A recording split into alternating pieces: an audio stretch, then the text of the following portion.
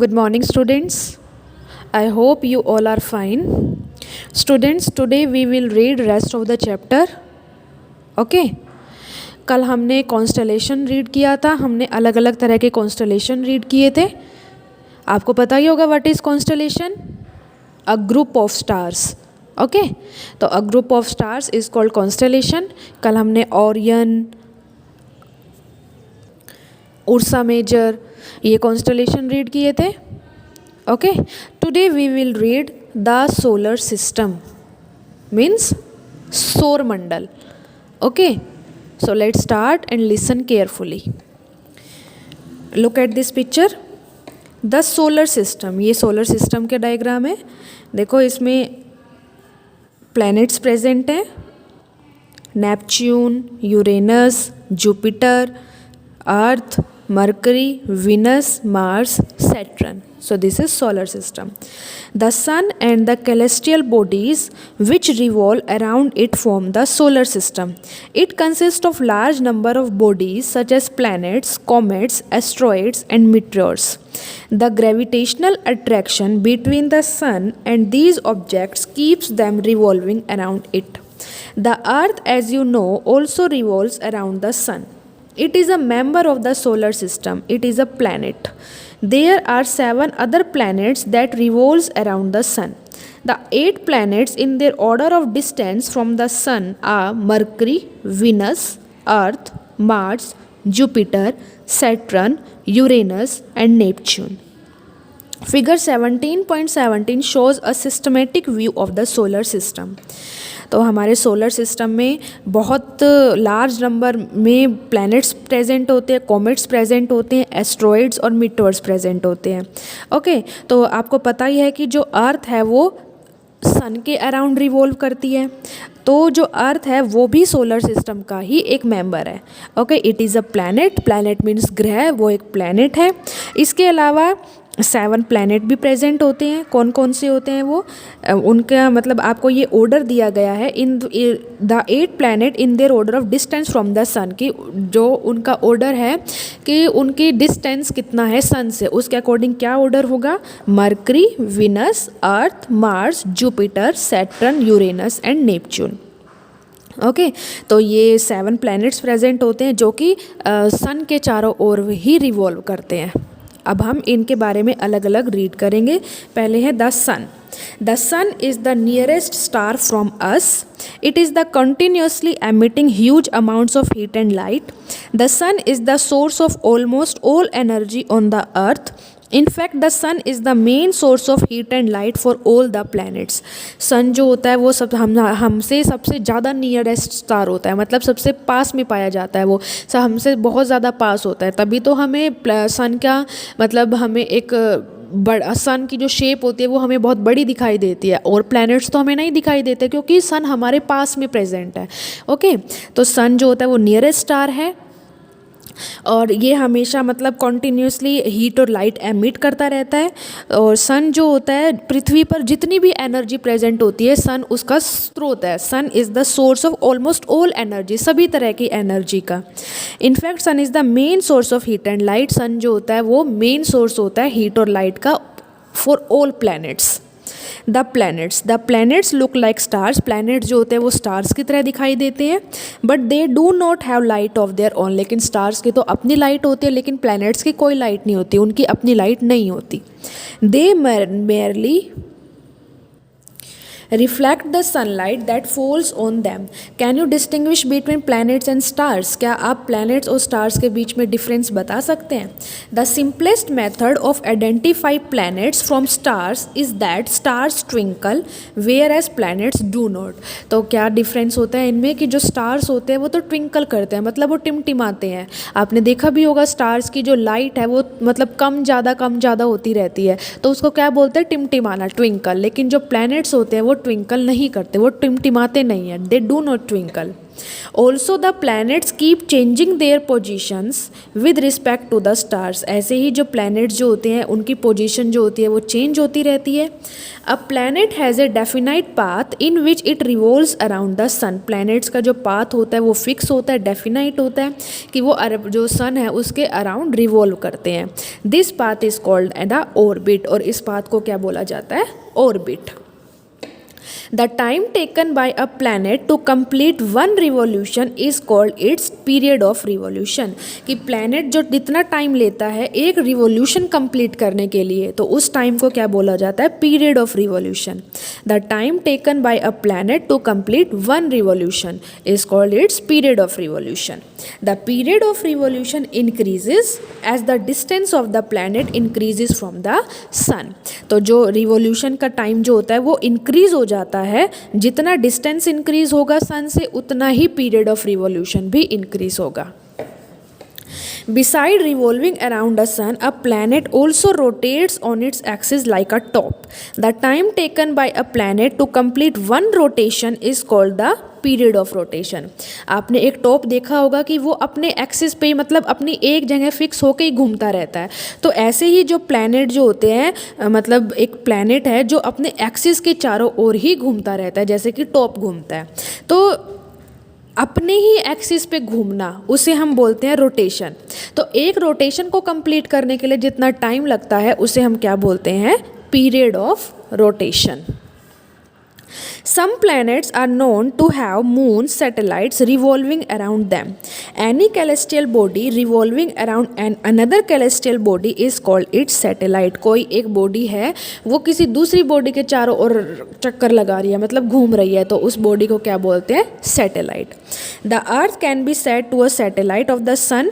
जो अर्थ है वो सन का सैटेलाइट होता है, क्योंकि अर्थ जो होती है वो सन के चारों ओर चक्कर लगाती है, सन के चारों ओर रिवॉल्व होती है, तो अर्थ को हम सैटेलाइट कह सकते हैं। Though generally we call it a planet of the sun। We use the term satellite for the bodies revolving around planet। Moon is a satellite of the earth। Moon जो होता है वो अर्थ का सैटेलाइट है।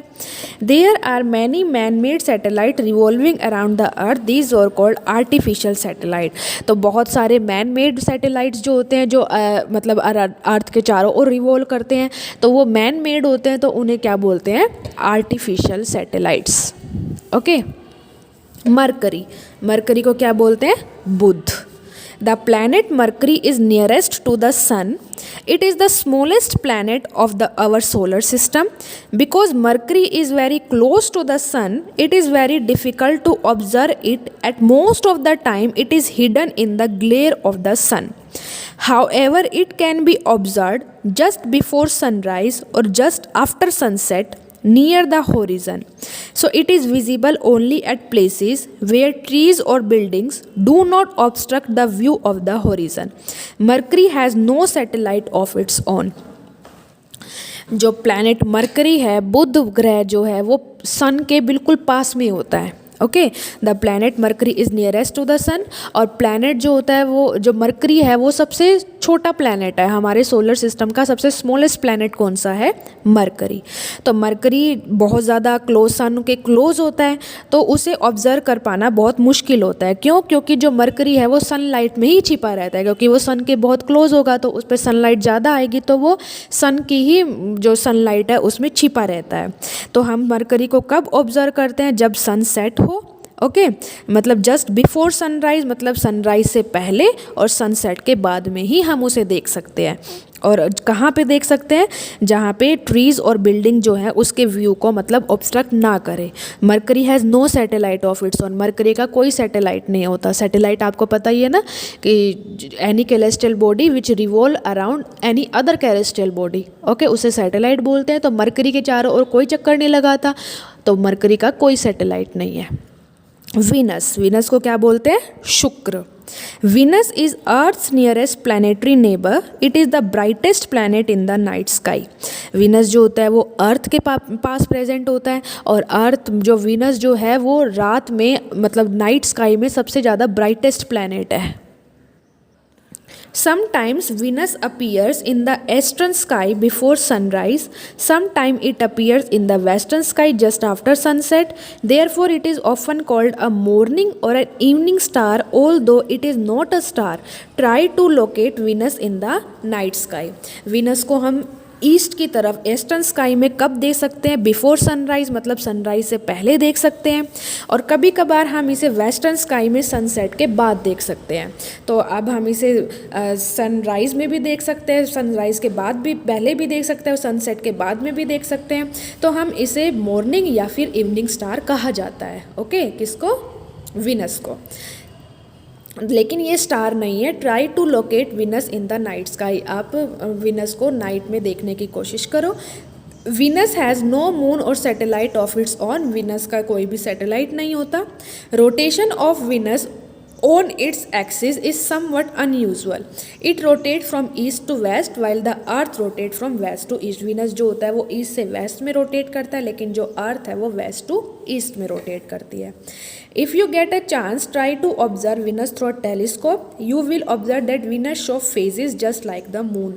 अगर आप विनस को एक टेलीस्कोप के अंदर देखते हैं तो आपको विनस के फेजेस दिखाई देंगे। जैसे हमने मून के फेजेस पढ़े थे ना, वैसे ही आपको विनस के फेजेस दिखाई देंगे। आपको डायग्राम में भी देख सकते हो आप phases of Venus. The earth, Prithvi. The Earth is the only planet in the solar system on which life is known to exist. Some special environmental conditions are responsible for the existence and continuation of life on the Earth.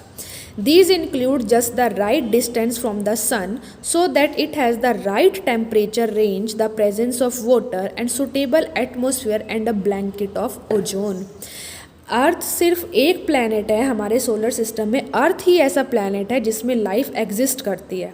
तो जो अर्थ पे जो life के लिए जो भी, मतलब जिन भी चीज़ों की ज़रूरत होती है वो अर्थ पे प्रेजेंट होता है।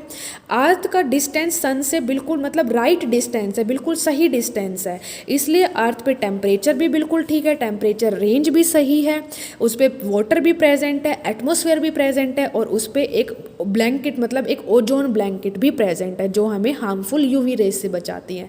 तो अर्थ पे जो जो कंडीशंस जो नेसेसरी होती हैं लाइफ के लिए वो सभी प्रेजेंट होती हैं। From space, the Earth appears blue-green due to the reflection of light from water and land mass on its surface. अगर हम स्पेस से अर्थ को देखते हैं तो वो ब्लू ग्रीन दिखाई देती है क्योंकि उस पर वाटर की और लैंड मास की रिफ्लेक्शन आती है। The axis of rotation of which Earth is not perpendicular to the plane of its orbit. The tilt is responsible for the change of seasons on the Earth. The Earth has only one moon. Earth पे सिर्फ एक moon present होता है।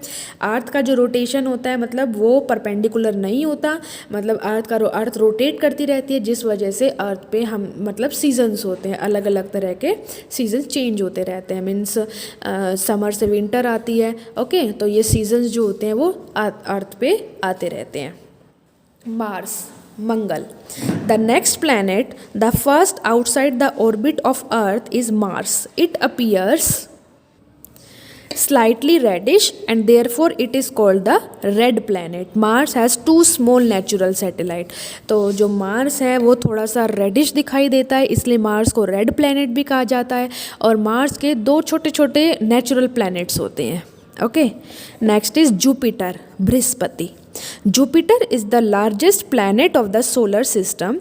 It is so large that about 1,300 Earth can be placed inside this giant planet. However, the mass of Jupiter is about 318 times that of our Earth. It rotates very rapidly on its axis. Jupiter has a large number of satellites. It also has faint rings around it. You can easily recognize Jupiter as it appears quite bright in the sky. If you observe it with the help of a telescope, you can also see 4 of its large moon. Jupiter हमारे solar system का सबसे बड़ा planet है, सबसे largest planet है। ये इतना बड़ा है कि अबाउट 1,300 अर्थ जो होती हैं वो इस बड़े से प्लैनेट में इसके अंदर रख सकते हैं। ओके, और इसका मास जो है वो 300 टाइम्स ज़्यादा है अर्थ के मास से, और ये अपने एक्सिस के चारों ओर बहुत जल्दी रोटेट होता है। जुपिटर के बहुत सारे सैटेलाइट्स होते हैं, इसमें रिंग्स प्रेजेंट होती हैं। You can recognise Jupiter as it appear quite bright in the sky. आप जुपिटर को देख भी सकते हो क्योंकि वो स्काई में सबसे ज़्यादा ब्राइट दिखाई देता है। अगर आप उसको टेलीस्कोप के अंदर देखोगे तो आपको जुपिटर के चारों ओर 4 रिंग्स दिखाई देंगी। You can also 4 of its large moons. आप यहाँ पे देख सकते हैं Jupiter and it's large satellite. आप इसके 4 सैटेलाइट्स देख सकते हैं। Okay, Jupiter and it's 4 large satellites. Next is Saturn, Shani. Beyond Jupiter is Saturn, which appears yellowish in color. What makes it unique in the solar system is its beautiful rings. These rings are not visible with the naked eye. You can observe them with a small telescope. Saturn also have a large number of satellites. तो Saturn जो होता है वो yellow होता है colour में। जो Saturn होता है वो यूनिक क्यों होता है? क्योंकि उसके चारों ओर बहुत ब्यूटीफुल रिंग्स प्रेजेंट होती है। आप उसे नेक्ड आई से नहीं देख सकते। अगर आपको रिंग्स देखनी है तो आपको एक टेलीस्कोप का यूज़ करना पड़ेगा। और सैटर्न जो होते हैं उसमें लार्ज नंबर ऑफ सैटेलाइट्स होते हैं।